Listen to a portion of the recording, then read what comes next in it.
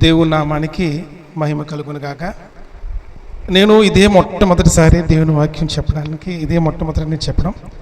ఈ అవకాశం ఇచ్చిన అన్నయ్య గారికి, అక్కయ్య గారికి, కూడి వచ్చిన మీ అందరికి కూడా నా హృదయపూర్వక వందనాలు తెలుసుకుంటున్నానండి. అందరికి తెలుసున్న భాగమే, అందరికీ తెలుసున్నదే.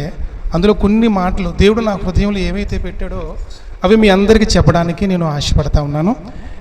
చాలామంది మన దగ్గర దేవుని వాక్యం బాగా తెలుసున్న వాళ్ళు ఉన్నారు. దేవుని యొక్క గ్రంథంలో ఏ అధ్యాయంలో ఏ విషయాలు ఉన్నాయో అందరికి కూడా స్పష్టంగా తెలుసున్నది. వీరందరికి మధ్యన కూడా నేను చెప్పడం అంటే చాలా కష్టం. అయినా దేవుడు నా హృదయంలో పెట్టిన కొన్ని విషయాలు మీకు చెప్పాలని నేను ఆశపడతా ఉన్నాను. ఆది కాండము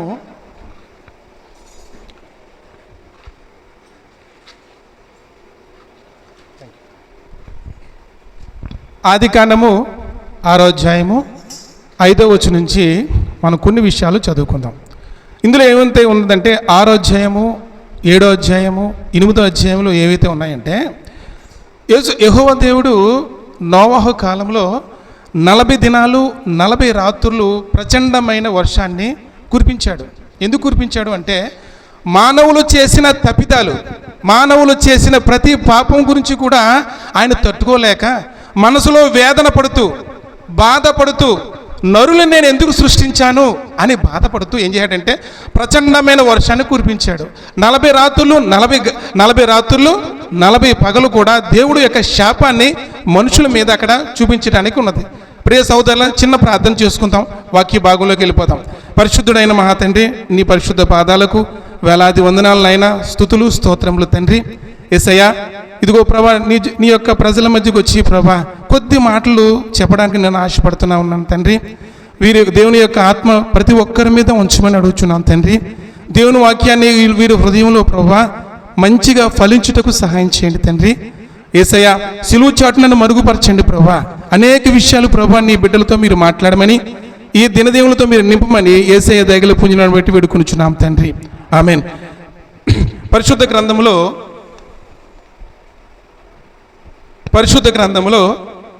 ఆది కాండము 6వ అధ్యాయము 5వ వచనం నుంచి 5, 6 ఒకసారి చదవండి. నరుడు చిలుతనము భూమి మీద గొప్పదనియు, వారి హృదయం యొక్క తలంపులోని ఊహ అంతయు ఎల్లప్పుడూ కేవలము చెడ్డవని యెహోవా చూచి.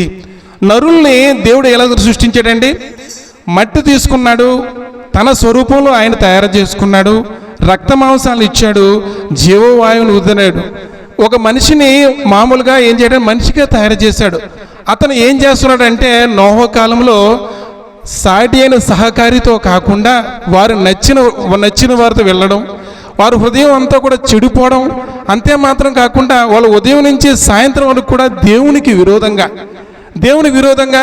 వాళ్ళు చేసే పనులు దేవునికి చాలా బాధకరంగా చేస్తూ ఉన్నారు. దేవుడు చూసి వారి హృదయంలో ఏం చేస్తాడంటే, ఆయన ఏమంటున్నాడంటే, నేను నరులను సృజించినందుకు సంతాపము నొందెను. దేవుడు నరులను సృజించినందుకు సంతాపము నొందాడు. ఆనందం పొందడం మానేసి సంతాపం నొందుతున్నాడు, వేదన పడతా ఉన్నాడు. ఎందుకు ఈ నరులు నేను సృజించాను? నేను చేసిన దీని గురించి నేను సృజించలేదు కదా. నరులు తన మాట వినడానికి నేను సృజించాను, పాపం చేయడానికి కాదు, వ్యభిచారం చేయడానికి కాదు, వాళ్ళ ఇష్టం వచ్చిన జీవించడానికి కాదు, నేను చెప్పినట్లు వాళ్ళు చేయాలని నేను అనుకున్న విధంగా కాకుండా వీరు హృదయం బాగా చెడిపోయి పాపంతో నింపబడి ఉండడం కారణం చేత వీరు నేనేం చేద్దాం అనుకున్నానంటే, ఆ జల ప్రళయంతో ఆయన్ని ఏం చేయడంటే మొత్తాలని అనుకుంటున్నాడు యెహోవా దేవుడు. తర్వాత ఇక్కడ ఇంకొక విషయం 7వ వచనంలో కూడా ఉన్నది. అప్పుడు యెహోవా, నేను సృజించిన నరులతో కూడా జంతువులను, పురుగులను, ఆకాశ పక్షాదులను భూమి మీద ఉండకుండా తుడిచివేదును అంటున్నాడు. మనుషులు చెడిపోవడమే కాదు, మనిషి చేసిన పాపము భూమి అంతా కూడా ఏమైందండి, శపించబడింది. మనుషులు చేసిన పాపాన్ని పక్షులు, పశువులు కూడా, జల ప్రళయాలు అన్నీ కూడా ఏమైందండి, శపించబడినందుకు దేవుడు తన హృదయంలో 7వ వచనంలో చెప్తున్నాడు. అప్పుడు యెహోవా, నేను సృజించిన నరులతో కూడా జంతువులను, పురుగులను, ఆకాశ పక్షులను భూమి మీద ఉండకుండా తుడిచివేదను. నేను వారిని సృజించినందుకు సంతాపం నొందెదను. ఇక్కడ 6వ వచనంలో చెప్తున్నాడు, 7వ వచనంలో కూడా ఆ విధంగానే చెప్తా ఉన్నాడు. తర్వాత ఇదే మాట తర్వాత అయితే నోవహు గురించి యెహోవా ఒక గొప్ప సాక్ష్యాన్ని ఇస్తున్నాడండి. నోవహు గట దేవుని దృష్టికి కృప పొందెను అని ఉంది. తర్వాత 7వ అధ్యాయంలో కూడా యెహోవా ఈ తరముల్లో నీవే నా ఎదుట నీతిమంతుడై ఉండుట చూచి గనుక నీవు నీ ఇంటి వారును వాడలోనికి ప్రవేశించుడి అని చెప్తున్నాడు. ఇక్కడ దేవుడు, యెహోవా దేవుడు ఎవరి గురించి చెప్తున్నాడండి? నోవాహు గురించి మంచి సాక్ష్యాన్ని చెప్తా ఉన్నాడు. దేవుడే చెప్తున్నాడు, మనుషులు ఎవరు చెప్పట్లేదు, స్నేహితులు చెప్పట్లేదు, తన భార్య చెప్పట్లేదు. కానీ యెహోవా ఏం చెప్తున్నాడంటే తన గురించి మంచి సాక్ష్యాన్ని కలిగి మంచి సాక్ష్యాన్ని కలిగి ఉన్నాడు. కాబట్టి యెహోవా దేవుడు నోవాహు గురించి మంచి సాక్ష్యాన్ని చెప్తా ఉన్నాడు. ప్రియ సహోదరులారా, దేవుని గురించి మనం మంచి సాక్ష్యాన్ని కలిగి ఉన్నప్పుడు జనాలకి మనం చాలా విరోధంగా ఉంటాం. మనల్ని చూసి అసహించుకుంటారు. ఎందుకు అంటే మన మాట అంటే చాలా అసహ్యంగా ఉంటుంది. మన మాట వినడానికి వాళ్ళు ప్రయత్నం చేయరు. ఎందుకంటే నువ్వు బలమైన సాక్ష్యాన్ని కలిగి ఉన్నావు కాబట్టి, దేవుల్లో నువ్వు స్థిరముగా ఉన్నావు కాబట్టి, బలముగా ఉన్నావు కాబట్టి మనం మనుషులకి ఎలా ఉంటామండి? దేవుని నమ్ముకున్నప్పుడు అసహ్యంగా మాట్లాడతారు, తప్పుడు మాటలన్నీ మాట్లాడుతూ ఉంటారు. మనం నడిచి వెళ్తున్నప్పుడు మన రకరకాలుగా మాట్లాడుతున్నాడు. ఎందుకంటే నువ్వు దేవుని ఎడల మంచి సాక్ష్యాన్ని కలిగి ఉన్నావు కాబట్టి. నోవాహు కూడా గొప్ప సాక్ష్యాన్ని కలిగి ఉన్నాడు. నోవాహు గురించి యెహోవా గొప్ప సాక్ష్యాన్ని చెబుతున్నాడు. దేవుడు నోవాహు గురించి మంచి సాక్ష్యాన్ని చెబుతూ ఉన్నాడు. ప్రియ సహోదరులారా, ఇక్కడ నోవాహు గురించి ఏమంటున్నాడంటే నోవాహు కృప పొందినవాడు కాబట్టి నోవాహుతో పాటు తన కుటుంబాన్ని అంతటిని కూడా రక్షించుకోవాలనే ఉద్దేశంతో ఒక ఓడను తయారు చేయమని చెప్తున్నాడు. అదే అధ్యాయంలో 13వ వచనం చదువుకుందాం. దేవుడు నోవాహుతో సమస్త శరీరం మూలముగా భూమి బలాత్కారం నిండి ఉన్నదని గనుక నా సన్నిధి వారి అంతము వచ్చుచున్నది. ఇదిగో వారిని భూమి మీద కూడా నాశనము చేసేదని అంటున్నాడు. ఏమన్నాడంటే దేవుడు నోవాహుతో చెప్తా ఉన్నాడు. నోవాహుతో ఎందుకు చెప్తున్నాడంటే నేను ఈ భూమిని నాశనం చేయాలనుకుంటున్నాను. ఈ భూమిలో ఉన్న ప్రజలను నాశనం చేయాలనుకుంటున్నాను. సమస్త జీవులను కూడా నేను నాశనం చేయాలనుకుంటున్నాను. ఎందుకంటే భూమి అంతా కూడా బలాత్కారంతో నింపబడి ఉన్నది. భూమి కూడా చెడిపోయి ఉంది. దేని గురించి అంటే మనుషులతో చెడిపోయింది. కాబట్టి నేను ఈ భూమిని అంతటి కూడా నేను నాశనం చేయాలనుకుంటున్నాడు. నువ్వు యెహోవా యొక్క దృష్టిలో కృప పొందినవాడు కాబట్టి ఏం చేయమంటాడు? ఒక ఓడను ఒకటి తయారు చేసుకోమని చెబుతా ఉన్నాడు. ఆ ఓడను కూడా ఏ విధంగా చేయమన్నాడు? దేంతో చేయమన్నాడు? స్థితిసారకపు అనే ఒక మ్రాణుతో దాన్ని తయారు చేయమని చెబుతా ఉన్నాడు.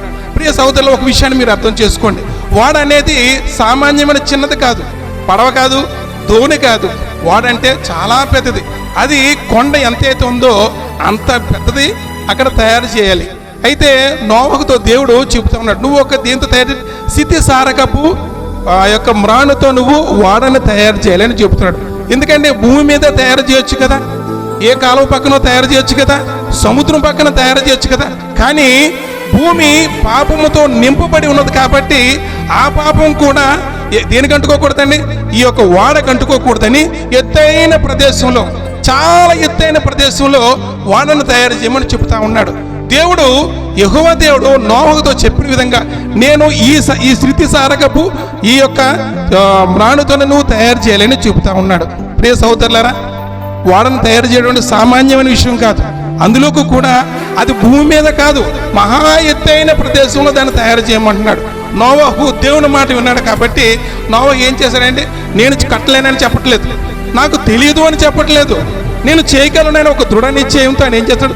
ఆయన కూడా సిద్ధపడతా ఉన్నాడు. ఒక్కలతో ఇల్లు కట్టడం చాలా కష్టం. అలాంటిది మూడు అంతస్తులు ఓడను కట్టమని చెప్తా ఉన్నాడు. తర్వాత చూడండి, ఆ ఓడను ఏ విధంగా కట్టాలో దేవుడు చాలా స్పష్టంగా చెప్తా ఉన్నాడు. చూడండి, 14వ వచనం చదువుదాం. స్థితిసారకపు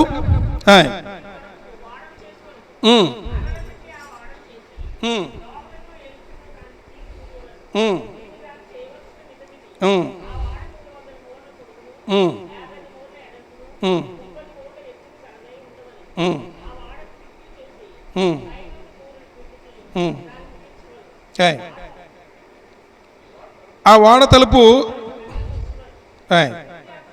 చాలు 17 వచ్చిన తర్వాత వాడను ఏ విధంగా కట్టాలో యెహోవా దేవుడు స్పష్టంగా చెప్తా ఉన్నాడు. నువ్వు కిటికీ ఎక్కడ పెట్టాలో చెప్తున్నాడు. తర్వాత ఈ దారబంధం ఎక్కడ పెట్టాలో చెప్తున్నాడు. ఎన్ని అరలు కట్టాలో చెప్తా ఉన్నాడు. ఏ విధంగా కట్టాలో చెప్తున్నాడు. దాని యొక్క ప్రయాస గురించి చెప్తా ఉన్నాడు. అన్నీ చెప్తున్నా సరే ఈ నోవాహు ఏం చేయడంటే ఒకసారి దేవుని మాటకి లోబడ్డాడు. అంతే. ఏం చేయడం తెలుసండి, ఆ యొక్క పర్వతం మీదకి ఎక్కాడు. పర్వతం మీద ఎక్కి మొట్టమొదటి ఏం చేయడంటే ఒక స్థిర నివాసం ఏర్పరచుకున్నాడు. ఏం చేయడండి, ఆ యొక్క పర్వతం మీద ఒక స్థిర నివాసం ఏర్పరచుకున్నాడు. ప్రియ సహోదర సహోదరులారా, మనం ఒక ఒక ఎత్తైన ప్రదేశంలో స్థిర నివాసం కల్పించుకోవాలంటే లోతుగా తవ్వుకోవాలి. ఏంటంటే ఒక పునాది లోతుగా వేయాలి. లోతుగా వేస్తేనే కానీ మనం యొక్క పునాదిని మనం అక్కడ ఇల్లే కానీ లేదా ఏ తయారు చేసినా కానీ లోతుగా వేయాలి. మన జీవితంలో కూడా లోతుగా ఉండాలి. స్థిరమైన బండ మీద మన పునాదిని వేసుకోవాలి. స్థిరమైన బండ మీద మన పునాది ఎప్పుడైతే వేసుకున్నామో మన యొక్క అక్కడ ఏమొస్తుందండి, వర్షం వచ్చినా గాలులు వీసినా ఏది ఏమైనప్పుడు కూడా అది స్థిరంగా ఉంటుంది. మొట్టమొదట మనం వాడను తయారు చేయాలంటే ఆ కొండ మీద ఏం చేయాలంటే ఒక స్థిర నివాసాన్ని ఏర్పరచుకున్నాడు.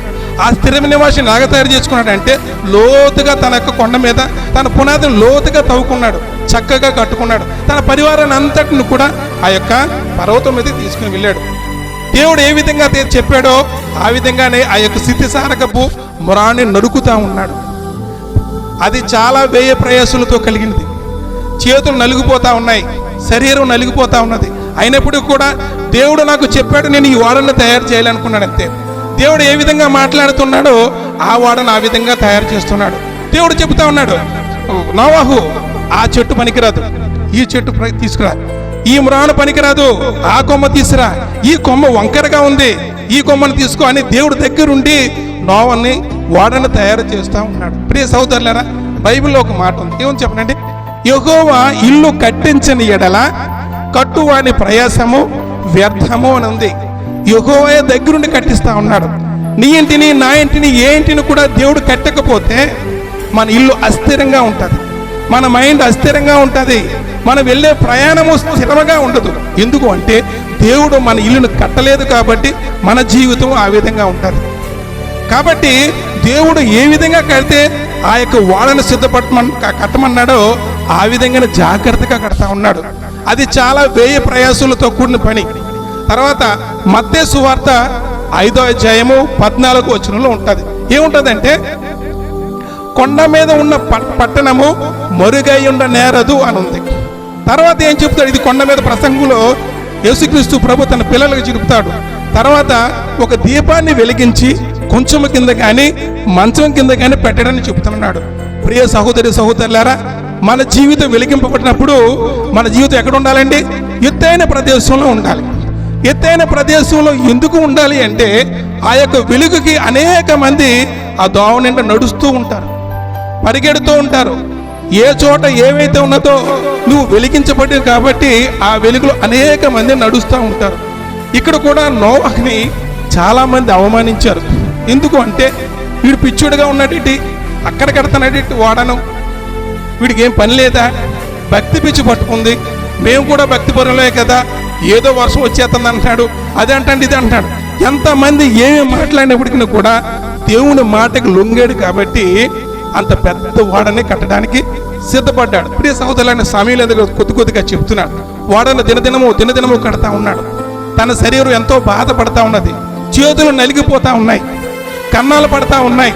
ప్రయాసంతో కూడిన పని అంతా కూడా నెమ్మదిగా వాడను తయారు చేస్తూ ఉన్నాడు. వాడను తయారు చేశాడు. తర్వాత ఏం జరిగిందంటే వాడను ఒక్కసారి పరిశీలించడానికి నోవాహు వాడలోకి ప్రవేశించాడు.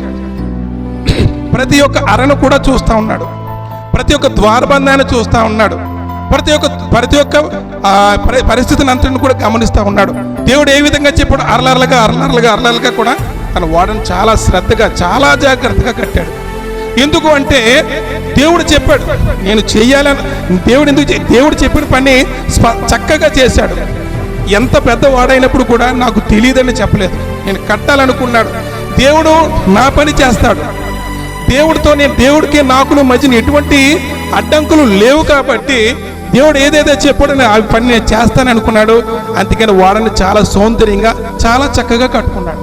అయ్యా తర్వాత ఇంకా కొంచెం ముందుకు వెళ్తాం.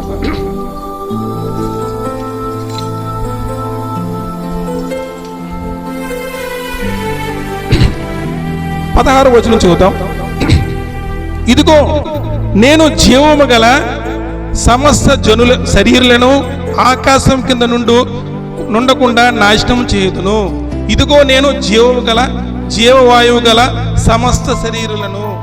ఇందులోనే జీవవాయువు అని ఉంది కదా. నరుని దీపము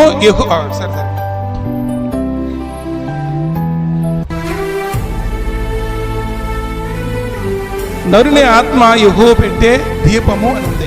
ఇక్కడ జీవవాయువు. మనిషిని సృజించినప్పుడు దేవుడు జీవవాయువును ఊదాడు. జీవవాయువును ఊదగానే అప్పుడు మనం అందరం కూడా మనుషులు అయ్యాం. నాసికారంధ్రం ద్వారా ఆయన జీవవాయువు ఊదగానే ఈయన మా చిన్నాన్నగారి లాగా ఒకలాగా ఒక్కొక్కరు ఒక రూపంతో తయారు చేసి పడ్డారు. ఇక్కడ ఏం జరుగుతుందంటే ఇక్కడ మనుషులు చేసిన పాపాన్ని బట్టి మనుషులే కాకుండా సమస్తము కూడా అక్కడ ఏమైందండి, శపించబడ్డది. సమస్త జీవులన్నింటినీ కూడా నాశనం చేయాలనుకుంటున్నాడు.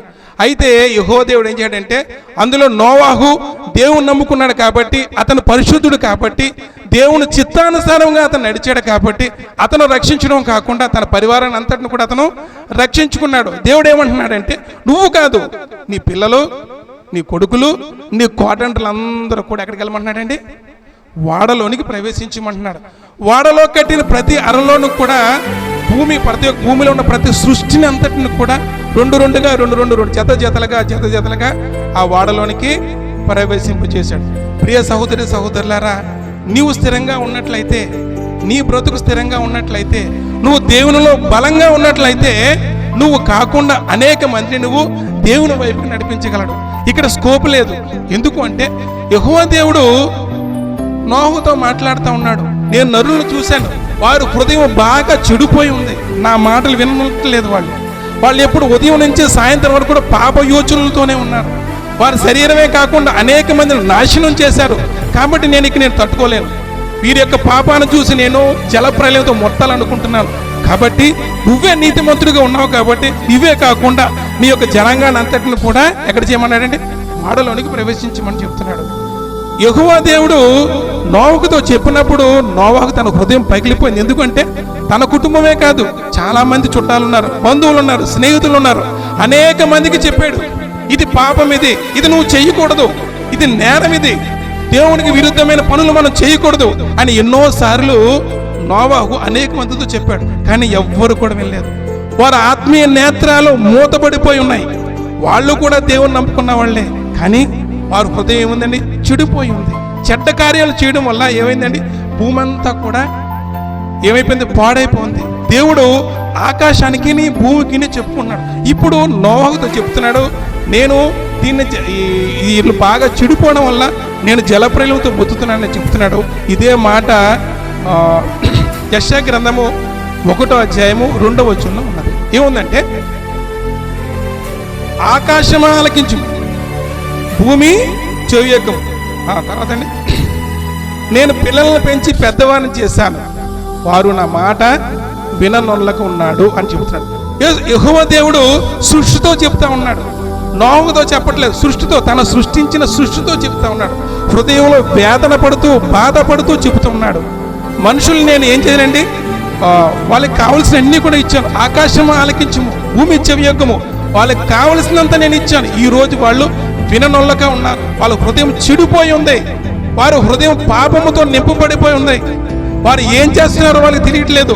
వాళ్ళు బహు విగ్రహారాధకులై ఉన్నారని ఆకాశానికి భూమికి చెప్పి చాలా బాధపడుతూ ఉన్నాడు. ప్రియ సహోదరులారా, మనకు పుట్టిన బిడ్డల్లో మనం అంటూ ఉంటాం, ఒరే నువ్వు తొండలా ఉన్నావు, నేను కొండగా చేశాను అంటారు. అయితే చిన్న వయసు నుంచి కూడా తల్లిదండ్రులు ఏం చేస్తారంటే, చిన్న వయసుగా ఉన్నప్పుడు బిడ్డని, ఒకవేళ తల్లి పాలు తాగుతాను బిడ్డ ఏమవుతుందంటే వాడు ఏ విధంగా ఆరోగ్యం పొందుతాడేమో అని చెప్పి తల్లి తన కడుపు కట్టుకుంటారు. తనకి ఎంత ఆశగా ఉన్నప్పుడు కూడా ఏమైతే తినాలో జాగ్రత్తగా పచ్యం చేస్తూ ఉంటారు. ఎందుకంటే బిడ్డ చక్కగా పెరగాలని తన బిడ్డని చాలా జాగ్రత్తగా పెంచుకుంటూ ఉంటుంది తల్లిదండ్రులు. అయితే బిడ్డ బాగా రోజు రోజుకి పెరుగుతూ ఉన్నప్పుడు తల్లి ఎంతో ఆనందిస్తూ ఉంటుంది. యెహోవా దేవుడు కూడా మనం భక్తి జీవితంలో స్థిరంగానూ బలంగానూ ఉన్నప్పుడు ఆయన మనల్ని చూసి ఎంతో ఆనందిస్తూ ఉంటాడు. మనం లోకానుసారంగా లోకాన్ని సంపాదించుకుని మన హృదయంలోని దేవుడికి విరుద్ధమైన పాపాలు చేస్తున్నప్పుడు దేవుడు కన్నీరు కారుస్తూ ఉంటాడు, వేదన పడతా ఉంటాడు, మదన పడతా ఉంటాడు. దేవుడు ఎవరికి చెప్తాడన్నా, ఇక్కడ ఎవరు చెప్తాడంటే ఆకాశానికి భూమికి చెప్తా ఉన్నాడు. నోవహుతో చెబుతా ఉన్నాడు. మనమైతే ఏం చెప్తాం? ఎవరికైనా చెప్పుకుంటే సిగ్గుచేటని చెప్పుకుని మనలో మనమే వేదన పడతా ఉంటాం, దేవునికి చెప్తా ఉంటాం. ఒకవేళ నీ భర్త నీ మాట వినకపోయినా, నీ పిల్లలు నీ మాట వినకపోయినా, నీ భార్య నీ మాట వినకపోయినా దేవునికి పడి మనం ఏడుస్తూ ఉంటాం, వేదన పడతా ఉంటాం. మన హృదయాన్ని వాళ్ళు చాలా బాధ పెడుతున్నప్పుడు నువ్వు ఎవరితోనే మాట్లాడు, దేవునితో మాట్లాడుతూ ఉంటావు, వేదన పడతా ఉంటావు. ఉపవాసం ఉండి కన్నీటితో ప్రార్థన చేస్తూ ఉంటాం. మన భక్తి జీవితం స్థిరంగా నిలబడాలి అంటే ఉపవాసం ఉండాలి, దేవుని సన్నిధిలో మొరపెడుతూ ఉండాలి. పిల్లల కొరకు యోబు ఏ విధంగా దేవుని పిల్లల కొరకు ఏ విధంగా బాధపడ్డాడో ప్రతి ఒక్కరూ మనం కూడా మన పిల్లల గురించి ప్రతిరోజు ఉపవాసం ఉండి ఏడుస్తూ ఉండాలి, కన్నీరు కారుస్తూ ఉండాలి. పిల్లలు బాగా ఎదుగుతున్నారు అంటే వాళ్ళ వెనకాల మన కన్నీటి ప్రార్థన ఉండాలి. వాళ్ళకి దినదినము కూడా విశ్వాసాన్ని మనం నేర్పుతూ ఉండాలి. దేవుడు భూమి మీద ఎటువంటి పాప కార్యాలు ఉన్నా వాళ్ళన్నీ కూడా తెలియపరుస్తూ ఉండాలి. అనుదినము వారిని దేవునితో మనం నడిపిస్తూ ఉండాలి. ప్రియ సహోదర సహోదరులారా, మనము యెహోవా దేవుడు నోవహుతో ఏం చెప్పాడంటే, నువ్వు కాదు నీ ఇంటి వారందరూ కూడా నమ్మన్నాడు. నోవహు ఒక్కడే తన కుటుంబాన్ని రక్షించుకున్నాడు. లోకమంతా కూడా నాశనం అయిపోయింది. సరే, ఏమైందంటే ఒక్కొక్కరిని 2 జతల చొప్పులు తీసుకొచ్చి ఆ యొక్క పెద్ద వాడలోనికి జతలుగా అందులోకి ప్రవేశించబడ్డాడు. ఒకటే కుటుంబం ప్రపంచాన్ని అంతటిని కూడా, ప్రపంచ యావత్ అంతటా కూడా ఎక్కడుందండి? నోవహు యొక్క ఓడలో ఉంది. నోవహు కట్టిన ఓడలో ప్రపంచం అంతా కూడా అందులో ఉంది. జతలుగా అన్నిటిలో కూడా అందులో యెహోవా దేవుడు పెట్టమన్నాడు. అదే కాకుండా వాళ్ళకి ఆహారం కూడా ఏర్పాటు చేశాడు. ఆ ఆహారము వాళ్ళకే కాదు నీకు కూడా ఉపయోగపడుతుందని చెప్తున్నాడు. నోవహు తన జీవితంలో చాలా జాగ్రత్త జీవితాన్ని కాపాడుకుంటూ వచ్చాడు. అందరిలా కూడా మనిషే, అందరితో నిలిసే ఉన్నాడు, అందరిలో కలిసే ఉన్నాడు. కానీ తావరాకు మీద నీటి పొట్టు ఏ విధంగా ఉన్నదో తన భక్తి జీవితాన్ని ఆ విధంగా కాపాడుకుంటూ వచ్చాడు. తన హృదయాన్ని జాగ్రత్తగా కాపాడుకుంటూ వచ్చాడు. తన యొక్క నడవడికని ప్రతిరోజు కూడా దేవునిలో అబ్జర్వ్ చేసుకుంటా ఉన్నాడు. నా భక్తి ఏ విధంగా ఉందని చూసుకుంటా ఉన్నాడు. నా హృదయం ఏ విధంగా ఉన్నదో ఆయన ప్రతిరోజు పరీక్షించుకుంటా ఉంటాడు. అందుకనే కృప పొందినవాడు అని బైబిల్లో గ్రంథంలో ఉంది. యెహోవా దేవునికి నోవహు మధ్యన ఎటువంటి కూడా ఆటంకాలు లేదు.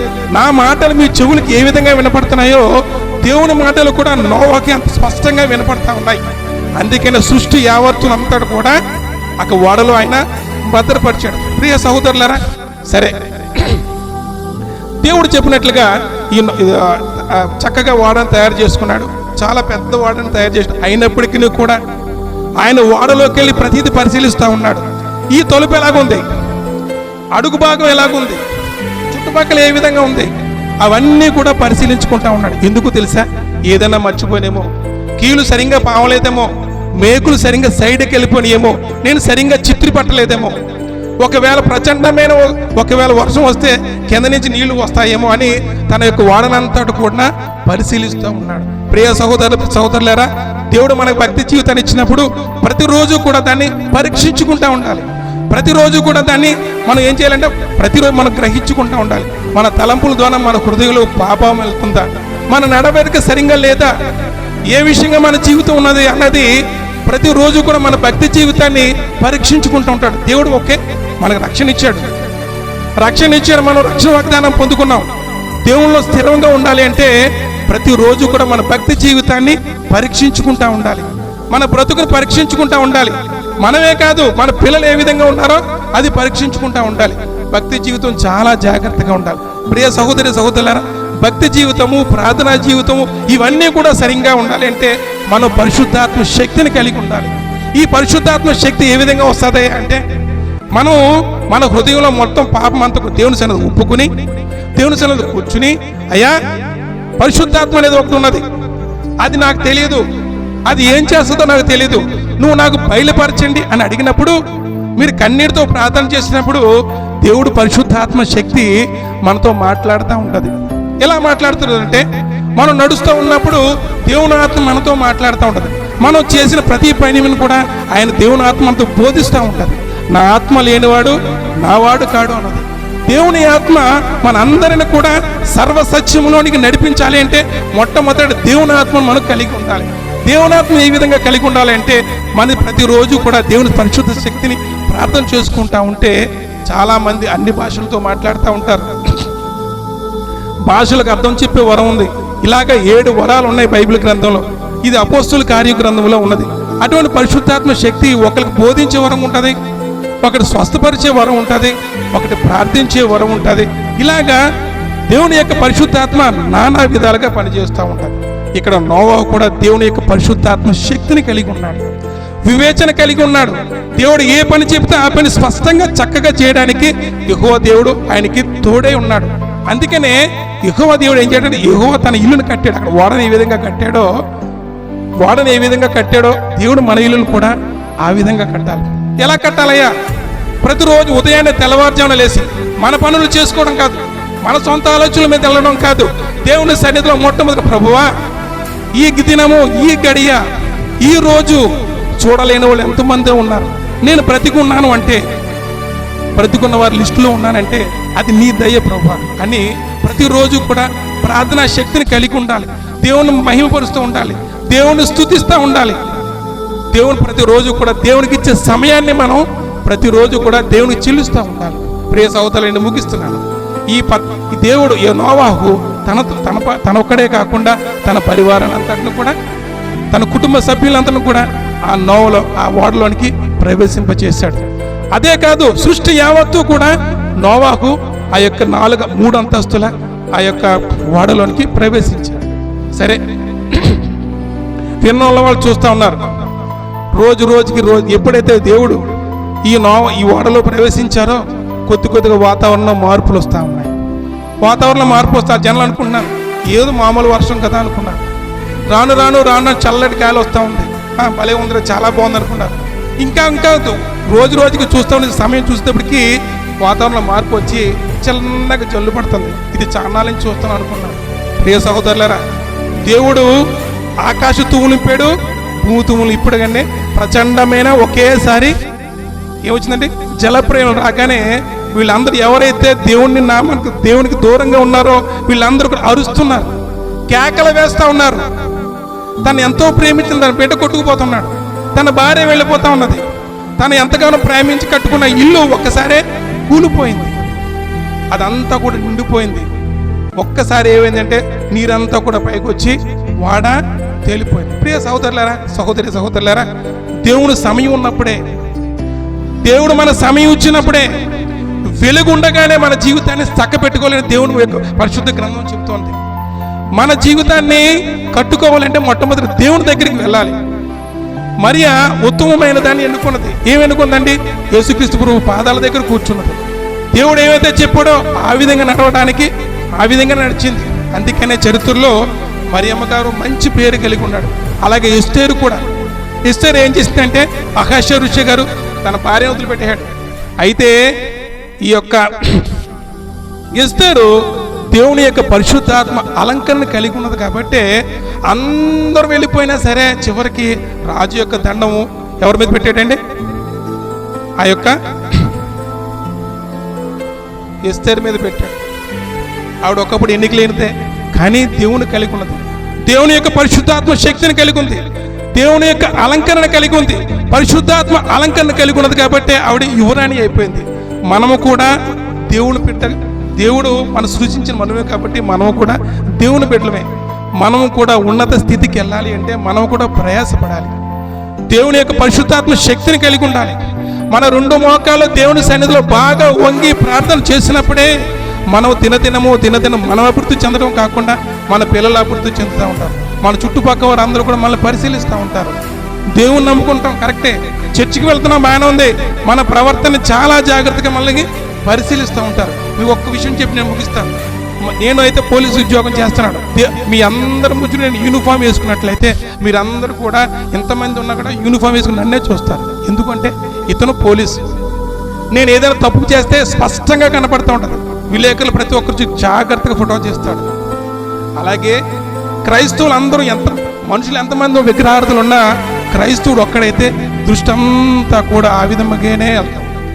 అందుకని క్రైస్తవులమైన మనం స్థిరంగాను బలముగాను దేవుని సన్నిధిలో ఎదగాలి అనుకుంటే దేవుని మాట మనం స్పష్టంగా ఆలకించాలి. దేవుని మాట స్పష్టంగా నోవాహు ఆలకించాడు కాబట్టి తను చేయలేకపోయినప్పుడు కూడా పెద్ద ఓడను, ఎత్తైన పర్వతం మీద ఆయన ఓడను కట్టగలిగాడు.